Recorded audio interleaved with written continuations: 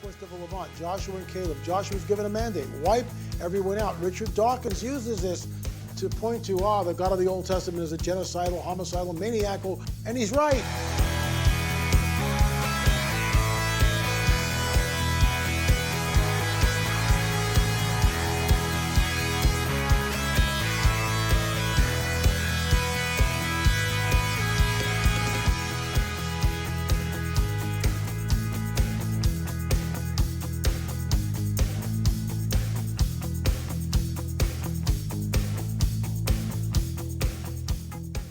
Hey folks, Ronnie Turner here once again from the Prophecy Freak YouTube channel. This week we've got an update from L.A. Marzulli as a guest on Prophecy Watchers, and he's talking about his work, which we've touched on a couple of shows, as far as his research into the Nephilim, and what he's claiming is the act of genocide that God commands in the book of Genesis, which, as I've read through that myself, it struck me in years past, why in the world would God have Joshua and the Israelites go into the land and kill everyone, kill the men, the women, the babies, the animals. It sounds cruel, and if you look at it strictly from that aspect, it is. But I think L.A. introduces a really interesting theory, which to me makes sense, that in fact this act of genocide was actually God's way of cleansing the impurity of the evil one. And he gives us the details of that, why he thinks that, and it really goes back to the fallen angels of Genesis 6 and the mayhem that they created by their disobedience to God, and then the resultant judgment during Noah's time and afterwards that God had to deal with that situation. So I think this is a really good indication of what's going on in the world, the evil that's in the world, and how God has to handle it. And I think we see signs of that as far as the book of Revelation talking about the tribulation period, exactly the kind of destruction and disasters that we're going to see is going to be to the extent that if the Lord doesn't return, then no flesh would survive. And that's kind of the point that they were at in the days of Noah. So I want you guys to see this. You can check it out, and we'll see what you think. And also, too, both times you sort of led the charge with your presentation. We really talk about Genesis 3, which discusses the seed of the serpent will be at enmity with the seed of the woman. And that really sets up the rest of the biblical prophetic narrative. Unless we come to terms with what that means, seed, sperma, seed of the woman eventually becomes Messiah. Yeah. Seed of the serpent will eventually become the Antichrist. But in the meantime, there's an outbreak of the seed of the serpent, the fallen angels. 3 chapters later in Genesis 6, we read about this. And it's absolutely astounding. It's unthinkable. And this is the reason for the flood. And until we come to a grips with Genesis 3 and Genesis 6, we will never really understand the words of Yeshua, the words of Jesus, who warns us it'll be like the days of Noah when the Son of Man returns. And then he says they were eating and drinking and giving in marriage. And it goes back to Genesis 6. And what he's talking about there are not human beings. Yes, the daughters of men, but the sons of God are, in fact, the fallen angels. And I know that some people in the church have a real hard time with this, but that's what go back to Genesis 3. That's where it all starts, in the garden. And that mandate comes down. And unless we come to terms with that and understand it, in my opinion, the rest of the biblical prophetic narrative is... Well, in my opinion, let me just quote something from Josephus. Josephus is a first century historian. And what's incredible about this is thousands of years after the initial conquest of Canaan. This is what Josephus says. There were, till then, left a race of giants who had bodies so large and countenances so entirely different from other men that they were surprising to the sight and terrible to the hearing. The bones of these men are still shown to this very day, which means in the time of Jesus walking in Jerusalem, the bones of the giants were also in display. I truly believe, and this goes into my work, and certainly Watchers 6, on the trail of the Nephilim, which we've talked about here, I uncovered real photographic proof of 2 9-footers on Catalina Island, 2 9-footers. And I think that Goliath, for instance, was probably taller than 9 feet. I think Og, it was at least 13, 14 feet, perhaps taller. Mm-hmm. And that's a really big guy, a really big guy. To say grasshoppers, that's like, think about the language that's being used. A grasshopper is something really tiny, and that's how they appeared. If there's a 15-footer standing in front of you, a 15-foot giant, and you're a 6-foot man, even in modernity, you would feel essentially like a grasshopper. You'd just be puny in the sight of that type of interesting, and the hypothesis that we've put forth is that as Joshua and Caleb go into the Levant, or the Promised Land, there's a mandate from a loving, holy God to wipe everyone out. That's genocide, and there's no way around that. And I mean, people want to tap dance around that whole issue. That's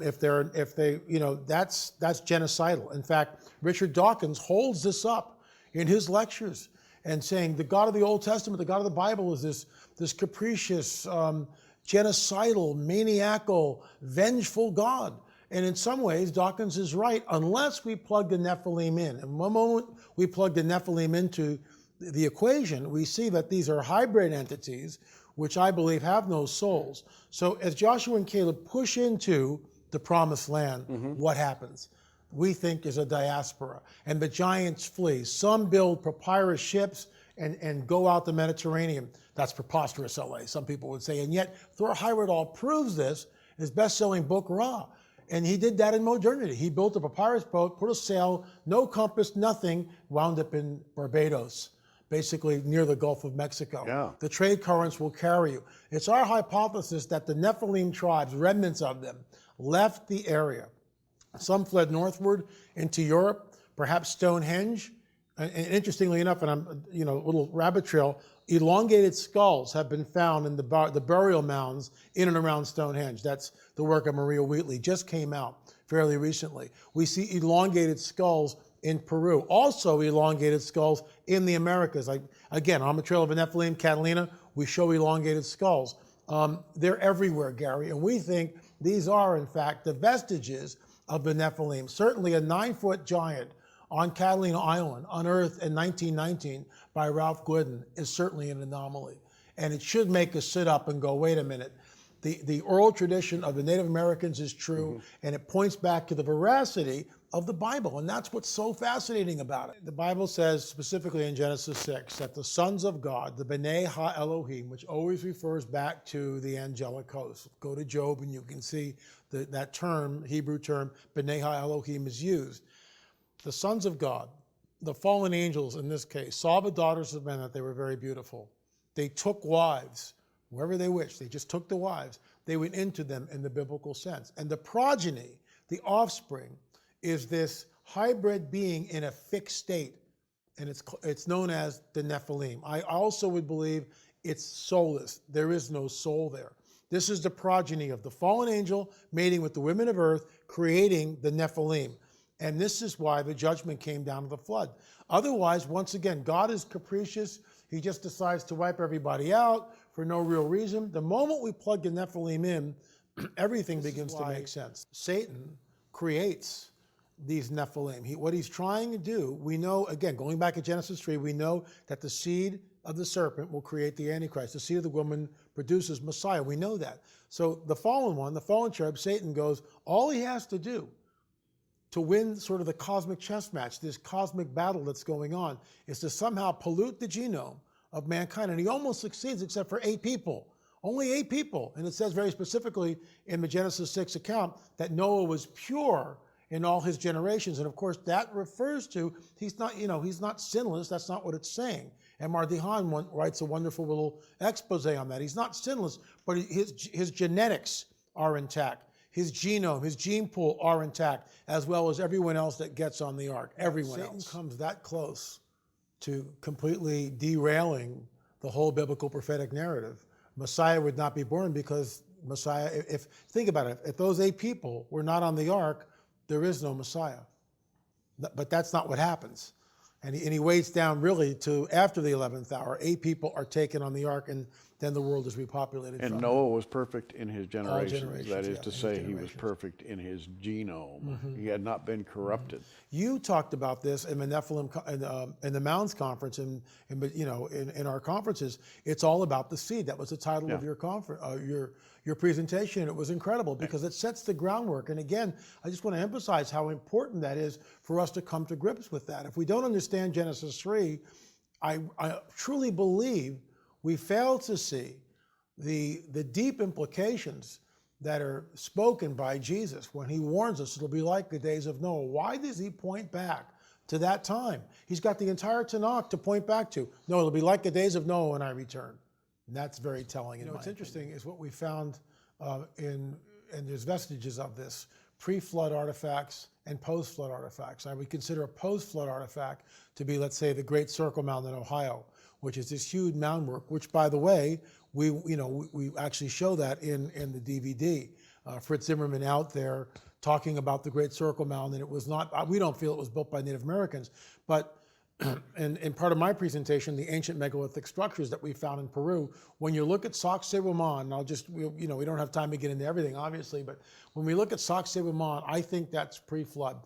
The Inca, when the Spanish conquistadors came, and asked, well, who built this? The Inca said, we don't know. The giants built them. It was here when we got here. In other words, and we're not sure what Sacsayhuaman, 12,000 feet above sea level in Peru, really did. I mean, we have no idea really who built it and how. And what's interesting, so fascinating to me, is that the tools have never been found by the archaeologists. There are no tools. Whoever built this took the tools with them. And yet we see these polygonal shapes, huge stones weighing upwards of 120 tons, quarried from miles away, and yet put into place with such precision that you can't fit a piece of paper between them with no mortar. It's astounding. I've shown those pictures to archaeologists and engineers and architects, and architects and engineers look at it very nervously because they realize that, whoa, and this is a very hard stone. This is andesite. On the Mohs scale, 7, diamond being 10. So when we look at all this, there seems to be like a hidden history. And even parts of the Bible, like we talk about the Genesis 6 account of the fallen angels, it's sort of fringe and kept down. And you're right, we don't talk about this in church. And yet I think it holds the key to what is happening right now in modernity. Because we're told, once again, Jesus warns us it'll be like the days of Noah when he returns. And this is what's so important. Let's come to grips to what differentiates the days of Noah. How are we supposed to understand what he's talking about? And people go, well, they were given and eating and marriage and all that. That's not what he's pointing to. In my opinion, he's pointing to an incursion by intruders. There's an outside agency, to put it bluntly. There's an outside agency that has always been very interested in manipulating the human genome. I believe they are back. They are doing the same type of genetic experimentation. It is happening, and I know this, get my tinfoil hat on now, but that's what my research points to. It's going on now. We've got reports of people seeing hybrid beings which look and pass for human, and yet they have supernatural power. And we're not talking about kooks saying this. We're talking about professors, doctors, people who have had the opportunity to study these phenomena in private, and they've been shocked, to say the least. Why should we be astounded when we talk about this, when the Bible tells us and warns us that it's going to be like the days of Noah? Yeah. And if we agree that what differentiates those days of the Nephilim, then why should we be surprised when we start hearing reports of hybrid entities which appear human but have supernatural qualities to them? Let me read you something by Josephus, again, the first century Jewish historian, talking about the Greek giants. For many angels of God accompanied with women and begat sons that proved unjust and despisers of all that was good on account of the confidence they had in their own strength. For the tradition is that these men did what resembled the acts of those whom the Grecians call giants. And so what's fascinating to me about this is here we've got Josephus writing, talking about the Nephilim, talking about the giants, and basically hooking it into what Greek mythology is. And I just find that absolutely fascinating. Very large axe heads all throughout Ohio. We find very large arrow points. We find stones, maul stones that were used to take out the flint from Flint Ridge. One of these, now a maul would be maybe 5-10 pounds at the most. What about 30 or 40 pounds? Wow. Yeah, can I pick that up and throw it over my head a couple of times? Sure I can. All day long? I don't think so. And that's the type of artifacts that are found in and around Newark, Ohio. Not only that, but large skeletons at the turn of a century, 20th century, 19th to the 20th century, large skeletons were found in the burial mounds, 9-footers, 10-footers, some with copper armors. Native Americans did not work in copper that way. So very enigmatic, very enigmatic of time, and what you speak before the flood must have been absolutely terrifying. Yes. Because all of a sudden these entities are coming down, these fallen angelic beings, and they have power. They have supernatural abilities. They can manipulate time, space, energy, and matter in ways that we don't understand even today in modernity. And they're building structures like, before the flood, I would posit Sacsayhuaman, Ollantaytambo, some of these ancient, certainly the Great Pyramid of Giza, I believe is a pre-flood structure.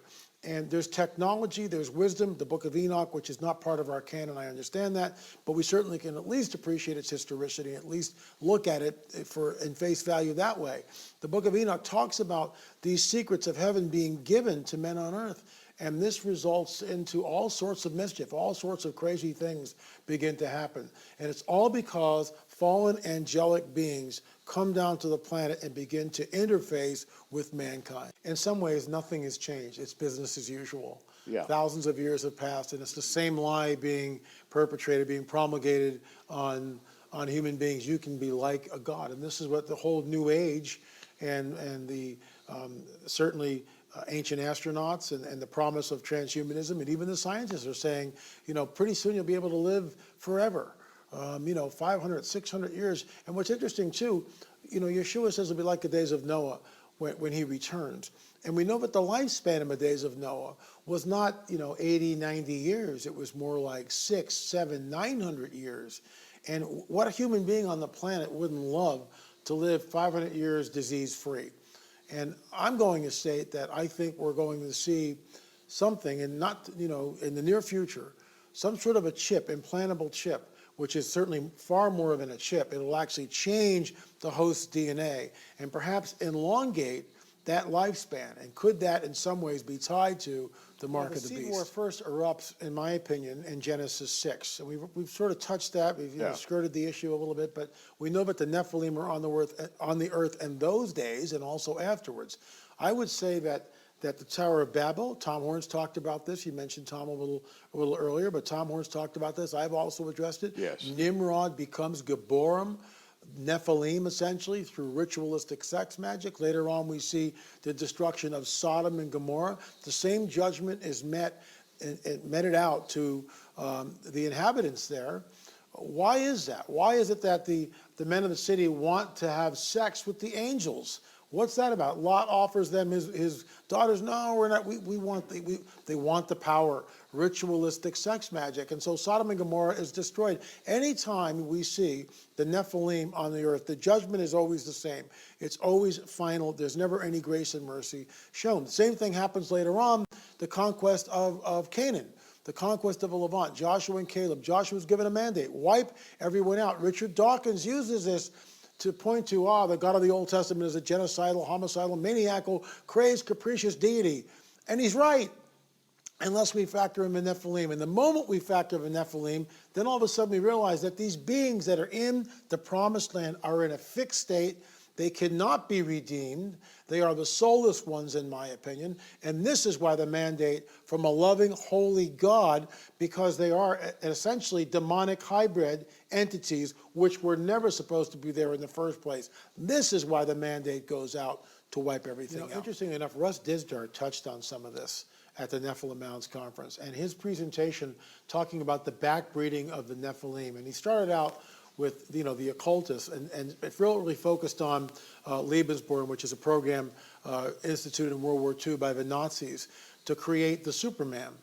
And this gets into Nietzsche and the whole God is dead movement. I mean, but this is what the Nazis were steeped in, the occult. Absolutely. Russ talks about this and presents it with just And all that, of course, is on the DVDs, Right. but it's just an amazing lecture. It is rather astounding that there's no question about what Hitler and his group wanted to do. The Annenerba, the Golden Dawn, the Thule Society, all these occultic societies wanted to create the new man, as they called him, the perfect man, the Ubermensch, the Superman. Well, what is that but genetics, L.A.? It's genetic manipulation. It's genetics, and I would say that because of Operation Paperclip, and most of us know what that is, at the end of World War II, they took Nazi scientists, Nazi intelligence, cleaned up their dossiers, moved them into our intelligence community, into our scientific. Werner von Braun is certainly an example of that. What we see, is it possible that there's been, even today, the idea of the super soldier, give him night-seeing ability without the goggles? This is the type of stuff that we're looking at. This is already being done in the animal kingdom, we know for sure. Is it being done among humans? Yeah, I believe so. I believe so. You and I have studied some of the darker passages that are coming out of research institutes today, and their motives are absolutely frightening to me, because they're tampering with God's creation, and you just don't do that. This is another reason why he has to return soon, because if he doesn't, he might not have anything human, fully human, just like the days of Noah, to come back to. When I'm at conferences, Gary, I ask the folks, I say, how many of you have had an encounter? How many of you have seen lights in the skies, UFOs, sleep paralysis, entities in the room, actually been abducted? And a lot of people think, well, 2 or 3%. The numbers in churches, remember, I'm speaking most of the time at these conferences at churches, the numbers anywhere between 20 and 30% of the people there that have actually had some sort of an experience. Something is going on. And unless the church wakes up and allows us to even talk about it, I mean, Ancient Aliens every Friday, the crews, Giorgio Tsoukalos and the crew are promulgating what Richard Dawkins also holds to, that we were seated here, visited here by extraterrestrials thousands of years ago. Well, yeah, something happened on this planet thousands of years ago. There is a history which is being obfuscated and suppressed by the powers that be. I get that. And we agree on much of what's there. But we disagree as to who these intruders are. They are not extraterrestrials from Zeta Reticuli. They are, in fact, our belief system. We believe that these intruders are the fallen angelic hosts masquerading as ET. And when they come, Gary, and this is shocking, when they come, they will offer us a free genetic upgrade. Because if they're our creators, they'll come here with, hey, we've got a DNA upgrade. You'll live to 500 years disease-free. We talked about this before in my book, The Cosmic Chess Match. I outlined this whole thing. It ties back into the abduction and the implantation of these little, I won't call them chips because they're not. They're metallic implants that are underneath the skin. And I believe that these metallic implants are changing the host DNA, which ties back into the biblical prophetic narrative. And could it be that these metallic implants, that these intruders have gone through great lengths and time and energy to implant in human beings? Could it be that these implants are in fact changing the host DNA so they are becoming, in essence, modern day Nephilim? And if my hypothesis is true, it's shocking information. And so if that battle is outlined, Paul tells us what's going on, and we are in the end times, we should see this manifesting in ways that are unprecedented. And in my opinion, we are. Yes. Absolutely. The UFO sightings, I mean, I know that's a touchy subject for some church folk, but Gary, it's in the thousands every month, UFO sightings worldwide. It's not going away. An incident which happened to a pastor friend of mine, real quickly, thumbnail sketch. He's out doing a prayer walk on a beautiful summer morning in 2015. And he emailed me immediately, texted me right after this happened. And I interviewed him. And the story is this: he's out just walking and praying. In the distance, he sees a female, very tall female, about 6'2", 6'4", come running towards him. She's got whitish, blondish hair. Nothing unusual about that, but he's sort of taken aback, not sure. He's feeling a little uneasy. She comes closer. The feeling grows. The uneasiness grows. They make eye contact from about 20 feet away. She's got striking pale blue eyes. Again, nothing unusual, but he's alarmed and he's not sure why. As she gets within 10 feet of him, he watches her eyes change. They go jet black. The pupils go jet black, okay? And at this point, Pastor Mike is verbally praying against this, rebuking her out loud verbally, because he knows this is not right. And as she comes closer and passes by, not really close, but within a few feet, she turns her head, bares her teeth, and growls at him. Now, what was that?